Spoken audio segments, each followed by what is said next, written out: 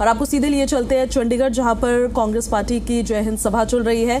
सांसद दीपेंद्र हुड्डा क्या कर रहे हैं, सुनिए। पार्टी अपनी राजनीति से पहले देश को मानती है। कांग्रेस पार्टी देश के दुश्मन की जब नजर देश पे होगी तो कांग्रेस पार्टी देश के साथ सबसे पहले एकजुटता की बात लेके कांग्रेस पार्टी आएगी। लेकिन ये सही बात है कि कई बातें आई, मुझसे पहले वक्ताओं ने कई बातें कही। हम जब एकजुटता की बात करते हैं और देश की सरकार और अपने सशस्त्र बल के साथ खड़े होकर दुश्मन पर कार्रवाई की बात करते हैं, तो हम ये मानते हैं कि ऐसा रवैया सभी को अपनाना चाहिए। किसी भी राजनीतिक दल को की ये विचारधारा नहीं होनी चाहिए कि उनका दल देश से पहले है। देश हमेशा दल से पहले रहना चाहिए। लेकिन हमने देखा कि भारतीय जनता पार्टी की तरफ से कुछ गैर जिम्मेदाराना बयान इस रूप से आए, जिन बयानों से जो एकजुटता का भाव दुनिया के सामने एक संदेश के रूप में देना चाहा था देश ने, जिस एकजुटता के भाव में हम सब एक हो गए थे, राजनीतिक विचारधारा, भाषा, भूषा, धर्म, जाति, हर बात से ऊपर उठकर उसको तोड़ने का अगर कार्य किया तो भारतीय जनता पार्टी की तरफ से कई ऐसे बयान आए। सही कहा गया। उसी समय शुरू हो गया जब हमारी वीरांगना हिमांशी नरवाल को, जो हमारी हरियाणा की बेटी हैं, जो मेरे लोकसभा क्षेत्र में पड़ने वाले माछरोली गांव की बेटी और करनाल में मेरे, जैसे आप जानते हो, सबसे पहले उनको ट्रोल किया गया। कौन लोग थे वो एकजुटता का भाव तोड़ने का क्यों प्रयत्न कर रहे थे जिससे दुश्मन को फायदा पहुंचे।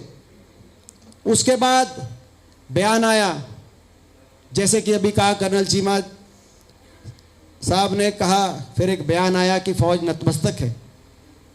इस तरह का बयान की कोई गुंजाइश नहीं होनी चाहिए। उससे बढ़कर फिर बयान आया, फिर कर्नल सोफिया कुरैशी को निशाने पे लिया गया और उनको एक धर्म और आतंकवादियों से जोड़ के कहा गया कि वो बहन है। मैं बताना चाहता हूं आज जिन लोगों ने ऐसा बयान दिया है, मैं हरियाणा प्रदेश कांग्रेस कमेटी के मुख्यालय पर खड़े होकर बताना चाहता हूं, कर्नल सोफिया कुरैशी 140 करोड़ देशवासियों की बहन है। वो हमारी बहन है, वो हम सब की बहन है। और वर्दी पहनकर जो सीमा पर डटा हुआ है वो हर हिंदुस्तानी, उसकी कोई जाति धर्म, मगर वो हर हिंदुस्तानी 140 करोड़ देशवासियों के भाई और बहन।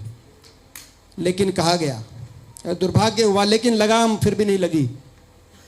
बयान फिर भी आए। विदेश सचिव, उनको निशाने पे लिया गया, कुछ लोगों ने उनको ट्रोल किया गया। क्या ये उस एकजुटता के भाव को पराजित करने के प्रयास नहीं थे? कौन वो ट्रोलर थे जो आकर इस तरह से एकजुटता के भाव को पराजित करने का प्रयास कर रहे थे? और कहीं ना कहीं एकजुटता का भाव का पराजित करने का प्रयास यानी कि दुश्मन के मनोबल को बढ़ाने का काम कर रहे थे। उसके बाद वही नहीं, मैं कल देख रहा था, हमारे हरियाणा के सांसद रामचंद्र जांगड़ा जी ने कल कहा कि कहीं ना कहीं 26 जो शहीद हुए पहलगाम की उस घटना में, उसमें उन्होंने कहा कि उसके लिए दोषी हमारी वहाँ पे जो बेटियां थी, महिलाएं थी, जिनके सुहाग उजाड़ दिए उन इंसानियत के गुनहगारों ने, उन दरिंदों ने। आप उनके सम्मान को अपने शब्दों से उजाड़ने का काम कर रहे हैं रामचंद्र जी, ये भी स्वीकार्य नहीं है। और कहाँ है वो महिला आयोग? कहाँ है महिला आयोग? मैं पूछना चाहता हूँ आज कि महिला आयोग ने अभी तक इसका संज्ञान नहीं लिया। दुर्भाग्य है, एक एक बेटी जिसका सिंदूर उजड़ा है, वो एक एक बेटी हमारी बहन और बेटी है। उनके मान सम्मान के लिए पूरा देश एकजुट है। इस पे कोई राजनीति का भाव इस पे नहीं होना चाहिए। आज 7 अलग अलग प्रतिनिधिमंडल दुनिया में हमारे देश की बात को लेकर अलग अलग देशों की राजधानियों में आज हैं, जब हम यहाँ पे हमारी ये सभा हो रही।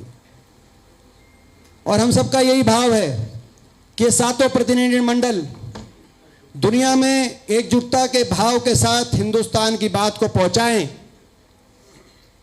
दुनिया के सामने उजागर करें कि ये पाकिस्तान विश्वास लायक मुल्क नहीं है।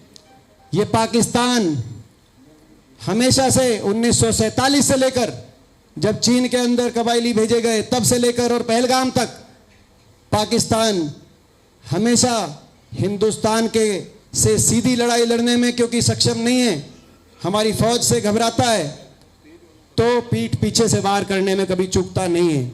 और इसीलिए पाकिस्तान के सच को दुनिया के सामने उजागर करना जरूरी है।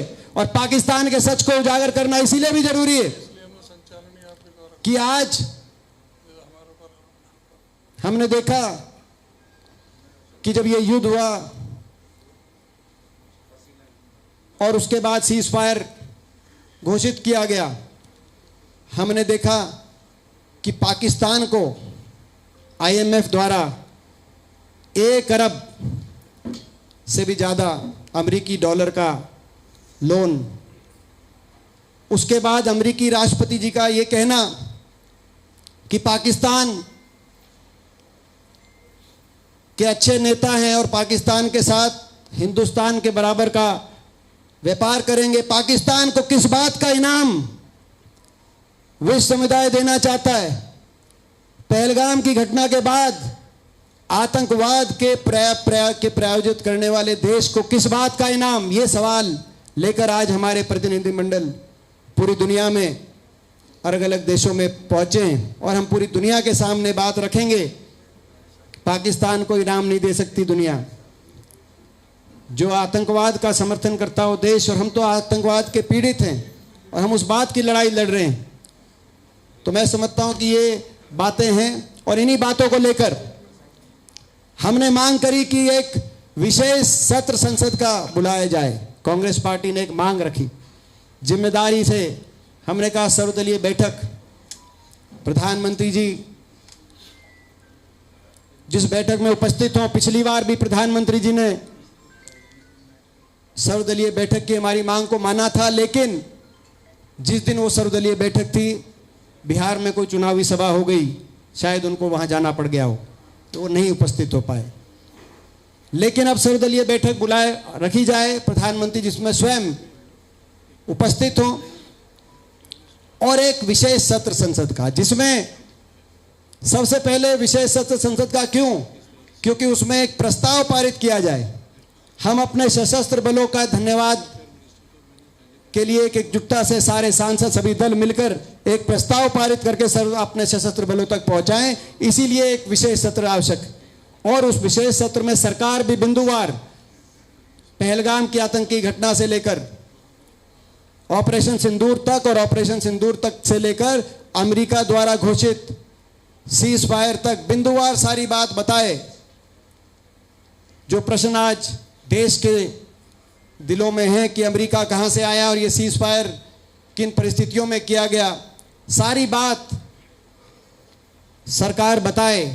और अगर अमेरिका झूठ बोल रहा है तो उसका खंडन सरकार करे, उसका खंडन प्रधानमंत्री जी करें, ताकि जब वो खंडन करें तो फिर देश भी एक स्वर में, अमेरिकी राष्ट्रपति जी अगर झूठ बोल रहे हैं तो देश भी एक स्वर में फिर कहे कि अमेरिका का झूठ बर्दाश्त नहीं है, लेकिन खंडन करें।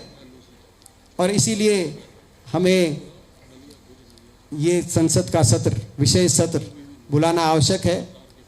तो मैं समझता हूं कि आज इस अवसर पे हम सब भी यहाँ भाई अपनी जो मांग है कांग्रेस पार्टी की, उसका समर्थन करते हुए, और इससे पहले कि मैं आग्रह करूं, हमारे आदरणीय सचिन जी आएंगे और सारी बात आपसे विस्तार से करेंगे, मगर साथ में मैं अपनी ओर से एक प्रस्ताव रखता हूं, ताकि हम एक प्रस्ताव इसको हम अपने इंडियन फोर्सेस को